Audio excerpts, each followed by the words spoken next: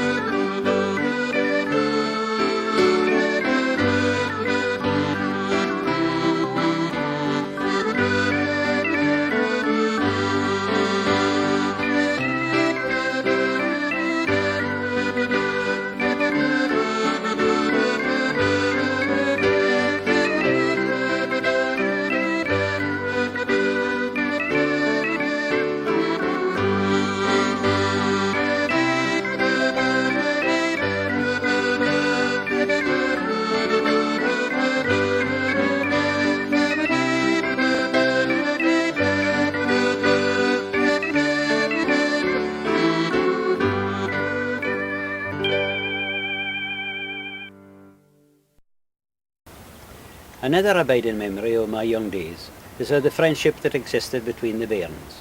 Nae designer plays in those days. In fact, if truth be told, there was some gay sects.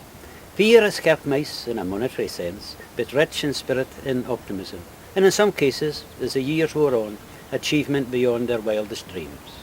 Recollect in this as you listen to Memories of a Cotter Loon. Memories of a Cotter Loon. My father was a cotter at a muckle farm toon, There was 6 of us in the family, and I was the youngest Loon. We bed in a little hoosie, wi' a corrugated iron reef, and fin the hailstones rattled doon at nicht, you wished that you were deaf.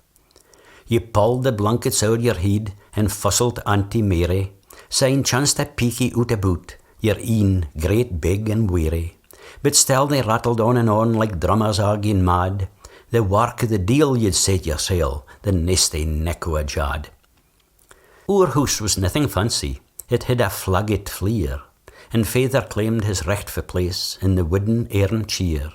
With his feet up on the fender and his pipe stuck in his mou, he'd tell us a' just fit a day he'd had a hen the pleugh.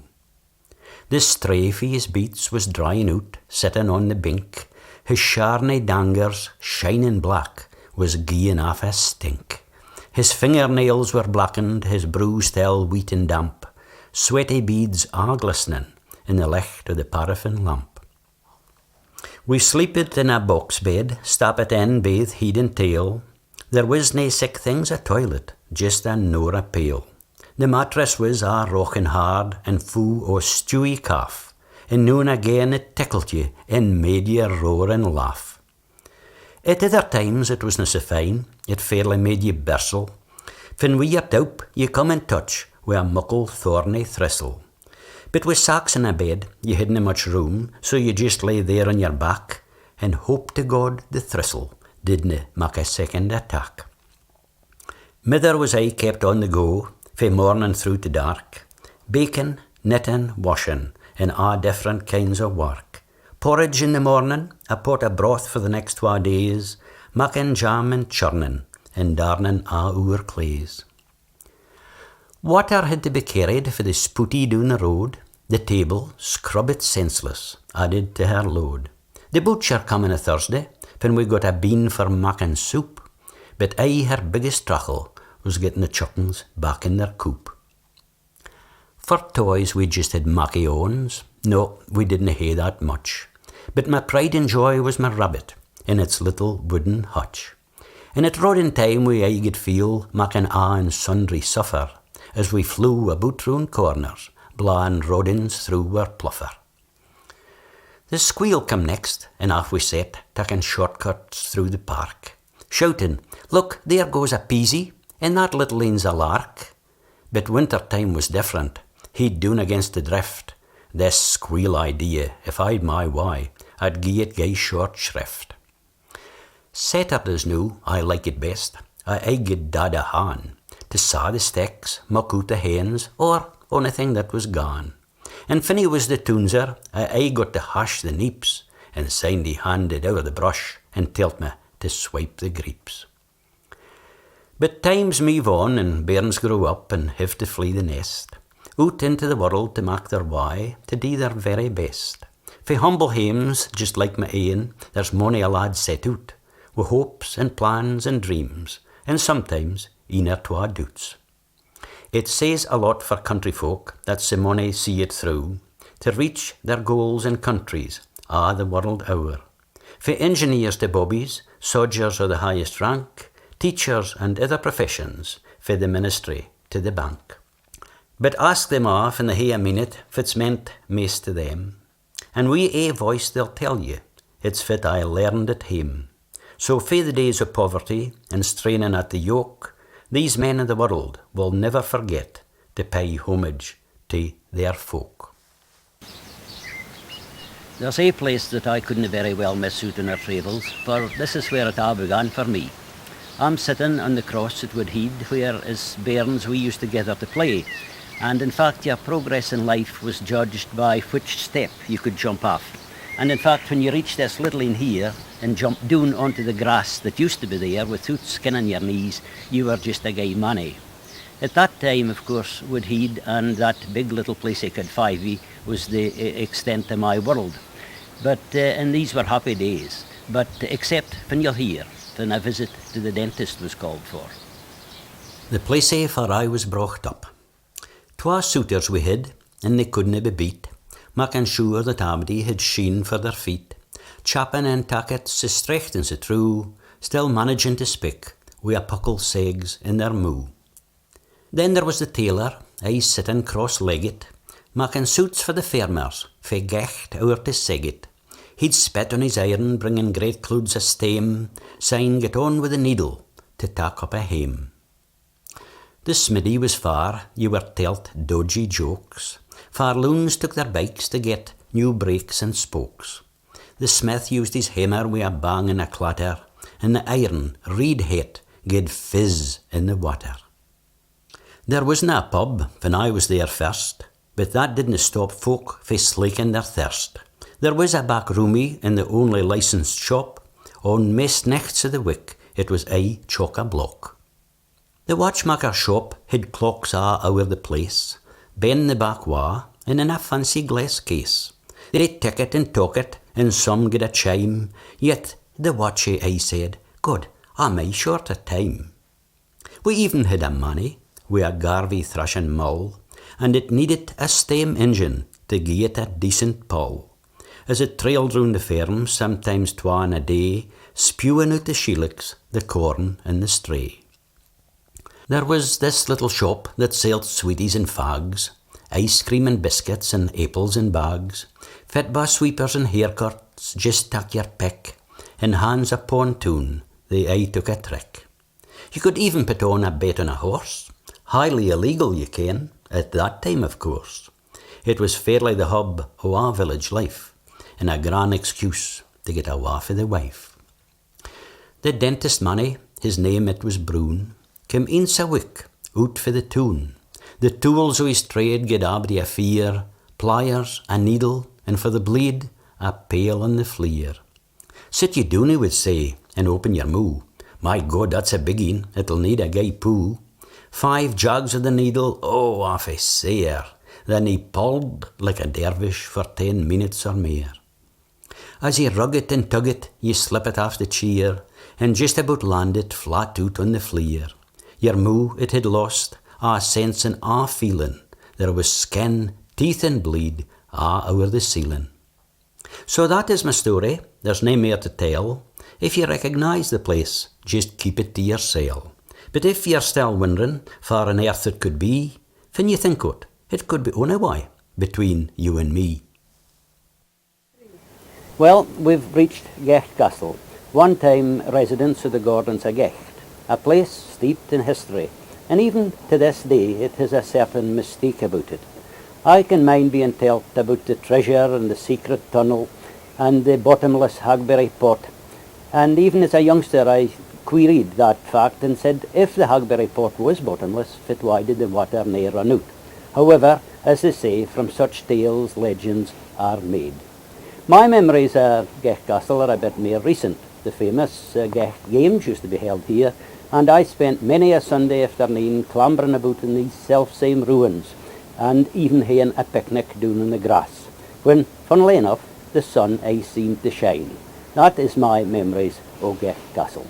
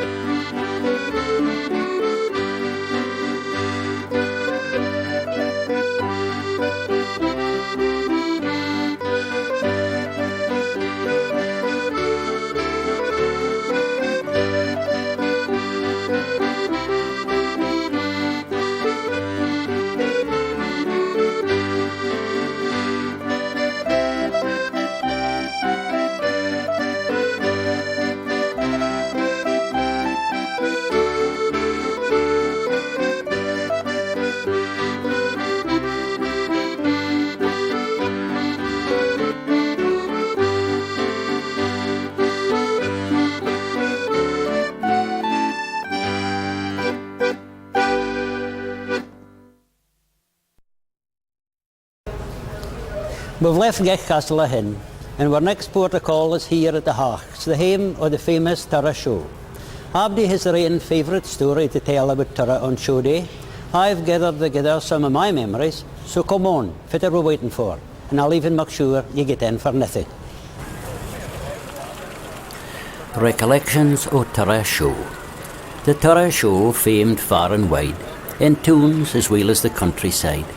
Folk trail for miles that August day, just so's they can hear their say. To shake a friend again with a hand and say, "Oh man, isn't this recht grand?" To see a lot of folk that they kent, though they never got farther than their licensed tent. I mind when we had some recht lachs, up to our knees in dubs at the Hawks, shoving at floats yarded deep in the muck. Turriff that year was clean out of luck. The women discarded their fancy high heels, lifted their skirts and louped the peels. The beasts were bedraggled a wheaten upset, just so's the money could win a rosette. They clip and they powder, wash and shampoo, fit a carry on o'er the heads o' a coo. They can fairly work up a hell o' a thirst, just making sure their beastie comes first.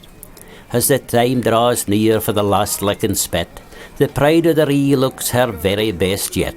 Their confidence is high that they'll get the nod.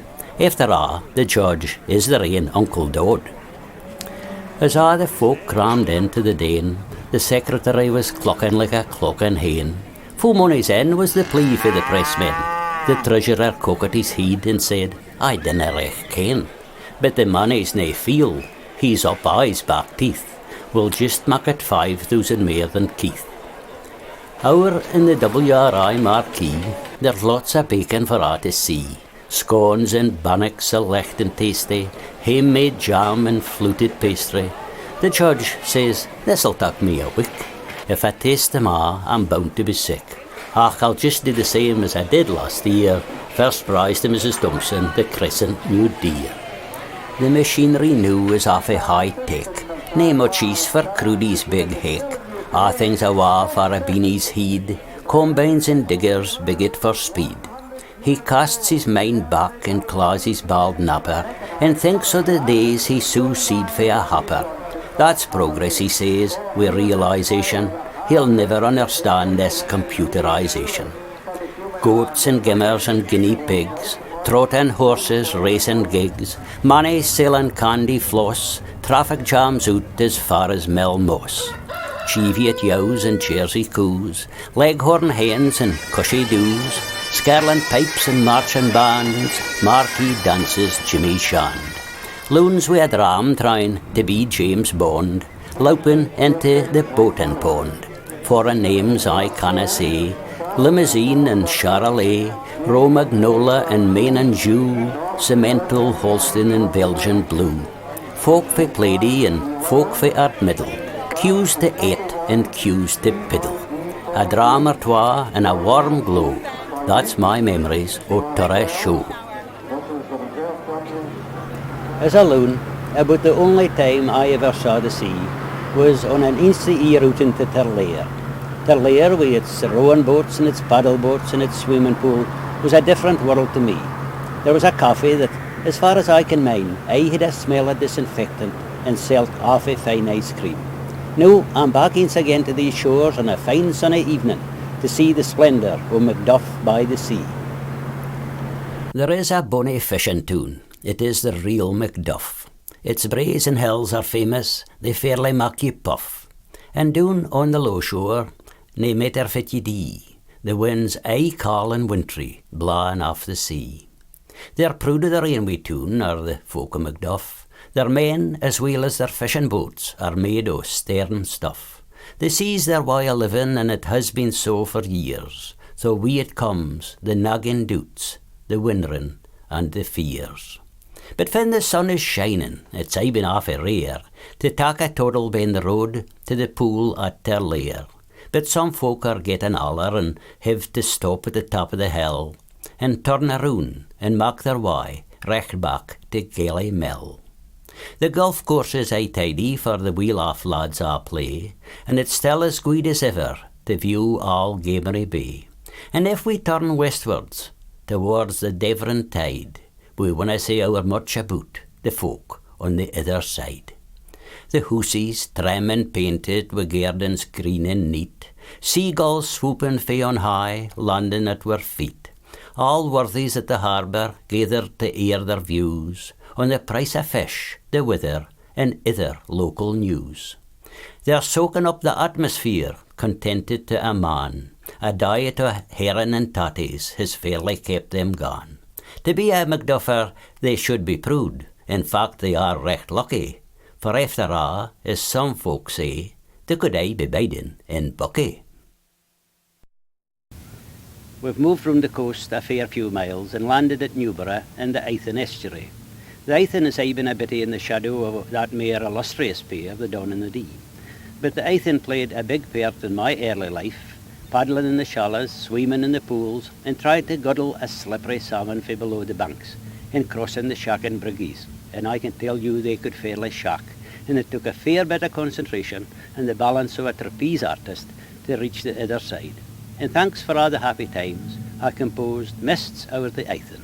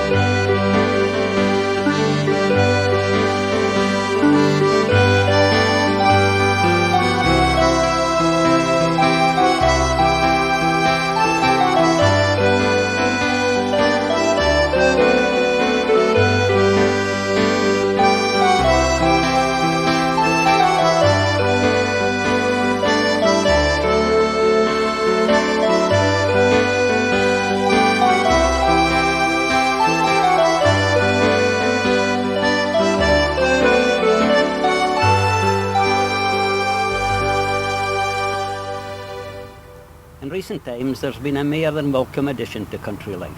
It's already become something of an institution. In fact, some folk wouldn't miss it for anything. And even folk for the town have been kent to make their way out to Inverurie more often than they used to do. I wouldn't say on a more, but invite everybody to come and hear a good rake round Thainstone on a Sunday. Have you ever been to Thainstone on a Sunday 10 to 4? It's fair the place for bargains, and the crowd would knock you over. You drive up in your motor, you're glad that parking's free, then start out on the car boot sails, there's sick a lot to see. There's nothing there, a mincer, and an old-fashioned floury jug, a first-class working hoover, it's needing is a plug. Then farrer down, a bonny plate, oh damn it, but it's cracket, and on the ground a trumpet on, a fleecy tartan jacket. There's telly lamps and tins of paint, and bikes for loons and quines, a manny selling accoutrements for making hame-made wines, computer games and bairns' clays, a guitar that's seen better days, a wireless only 3 months old, but there's nobody kens if it plays. There's garden plants and pictures, 2 or 3 plastic pails, stuff for slimming wifies and stuff for killing snails. Books of a description trailed down for somebody's laft, a box of snakes and ladders, and a gamies fore and aft. There's farmers selling carrots and tatties by the pun, neeps and fine firm cabbages, newly rugged for the grun. Another stall his groceries, catered in a boot by the load, but wished there is a notice saying some are out of code. You get a lucky ticket if you spend £12 or more. There's combs and fancy coloured things for tying up your hair. Clays to suit our ages, our sizes and our shapes. Hews and spads and shuffles, and even four-pronged grapes. There's wifey selling curtains and other fancy drapes. 2 or 3 stalls are flogging Sandy Reid's tapes. There's women sitting knitting, mechty fit a rate. They too should hear notice up saying, Ganges while you wait. There's bakers selling floury baps and muck middens by the dozen. Maist of the bacon's bonny, but there's some that hasna risen. The hame-made toffee's awfully fine, oh God, I'd like to try it, but I'd better keep on walking, it fair plays hell with the diet. And when you're feeling hungry, just climb up the stair, to hae a look at the menu, and the tasty fare. Maist country folk muck up their mind by saying, no by Jovies, there's nothing I'd like better than a plateful o' your stovies. So, that's Thainstone on a Sunday, or it was when I was there. I hinna mentioned half o't, I can tell you that there's more. And on this coming Sunday, if you've nothing else to do, fit about taking a runny out to Thainstone, just to see. Now Ellon is another place that at a time had a good going mark, but times have changed and along with in or two other well-kent landmarks, the mark has disappeared. I want to spell the story for you as we head for Ellon, the gateway to Buchan. There's a fair wee town called Ellon on the road to Peterhead. All things awfully handy, you can get anything that you need. There's a runabout, the Eithin and 3 or 4 hotels that cater for the locals, be they near the wheels or swells. But times have changed and lots of things they have had to go. The Buffet, the Picture House and even Ellon Show. And they've even had to mourn another awful loss, the passing o' that institute, the famous Neil Ross.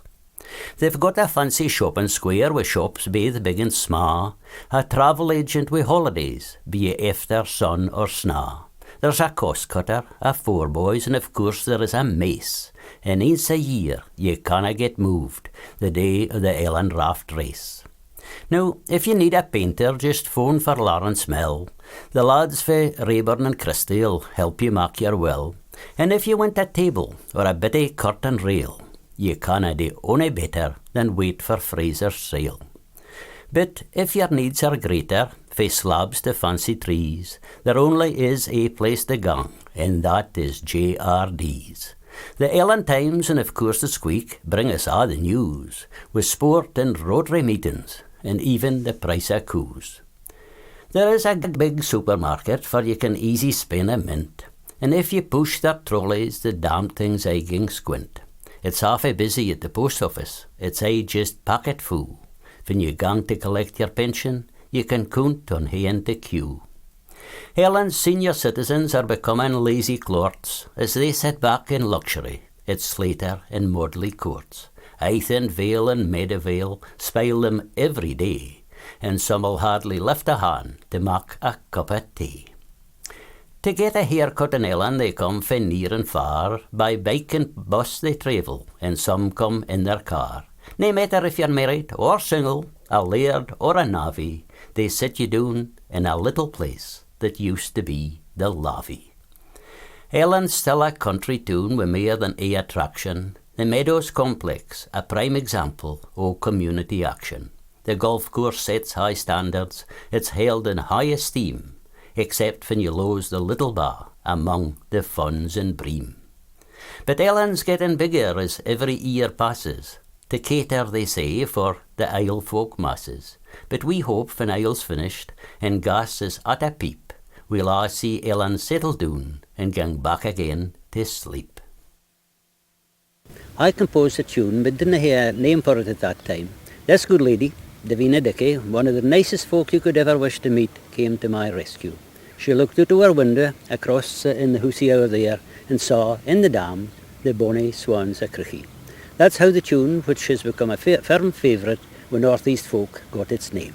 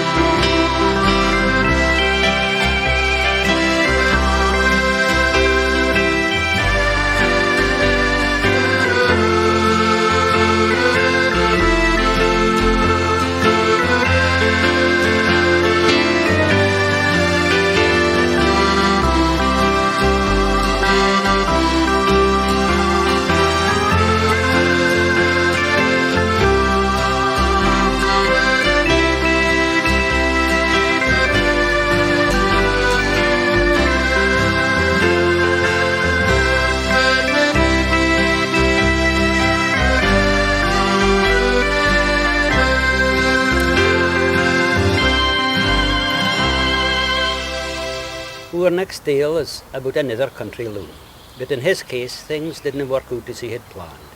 Ah well, life has its ups and downs, as you'll hear as the story unfolds. The country life. I bide out in the country, nae far frae Achterles. I'm on my own, except ye ken, for my collie dog all base. I get my daily paper delivered through the post, for without my present journal I fairly would be lost. I files gang into Turriff to buy mysel a beer, to get upon the sausages and a cushion for my cheer. A feit pudding for the chipper, 4 slices o' boiled ham, and then into the Union to hae my favourite dram. The country air is bracing, it fairly keeps you weel. There's nae ony fancy diets, just porridge made with meal. There's tatties for the garden, and milk strecht for the coo, and if you're feeling hungry, you can sheet a cushy do. Now, if you bide in the country, you dinna need a suit, and if you clean your sheen you can, just dicht them with a clout. Aftershave I've never heard o', shampoo makes me run a mile, a licky of butter on my head, 'tis fine for my hair oil. I'm never short of homers, if I got plenty work. I work for 8 in the morning until it's nearly dark. But I dinna work on a Tuesday, oh, that would never do, for that's the day I have to ging and sign upon the brew. The house is just a rickle with a great big open fire. The shed next door's nae better, it used to be the byre. But I'm nae so soft as candy, I never miss a trick. I rent it out as a holiday home at £100 a week. But now I'm getting married. I've kent her for a year. I've dusted a' the mantelpiece and swiped it out the fleer. I hope that she'll be happy when we at last get wed. I ken we'll never be closer, for I've just a single bed. But now that I am married, I've had to change my tune. The wife's nae awful happy with me, her country loon. She sent me to the barber's. I'm just a nervous wreck. You'll bath at least 3 times a week and mine and wash your neck. We've flitted for the country. She went it near the town. I canna get to sleep at night. Mechty, what a soon. There's rattling and there's bunging, and there's soon a scuttling mice. But worst of all, our house is next, the airport at Dice. So I wish I was back in the country, out in the open air, back in my little housie, for I didna hae a care. I doubt it'll never happen. I'm fairly at a loss, for the quine that I got married till, by God, she is the boss. I've often been asked, wha's this Meldrum Meg that you've written a tune about? But of course the question should be nae fa, but fit. Meldrum Meg was the name given by Dufton Scott, that well-known local poet, to the first engine to travel on the Inverurie to Meldrum Railway. And its name, I suppose you could say, has been handed down the line to its successors. But now, the railway line and Meldrum Meg have long since disappeared. But we are going to travel on the same route, and we couldn't have picked a better day, for this is the day of Meldrum sports.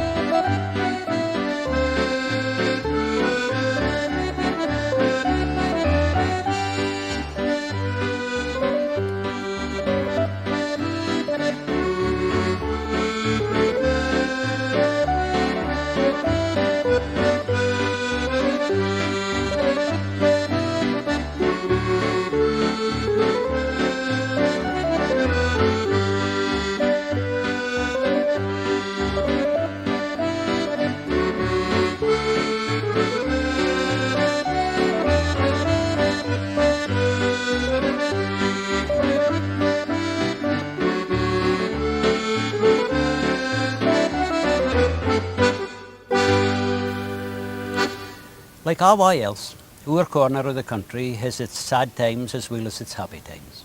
A chance conversation with an old buddy sowed the seed for this next wee poem. Unfortunately, the circumstances are true in far our money cases. And if these few lines jolt the conscience o' Loon or Quine, for if I had good intentions of getting in touch but never got round to it, I will be more than pleased. Are you listening, my Loon? I'm I to the fore, just nae so young as I used to be, and I wonder now and again if ever you gie some thought to me. I'm nae asking that much, a postcard, a phone call, or maybe a letter, but a knock on the door, and a smile, and a hug would be even better.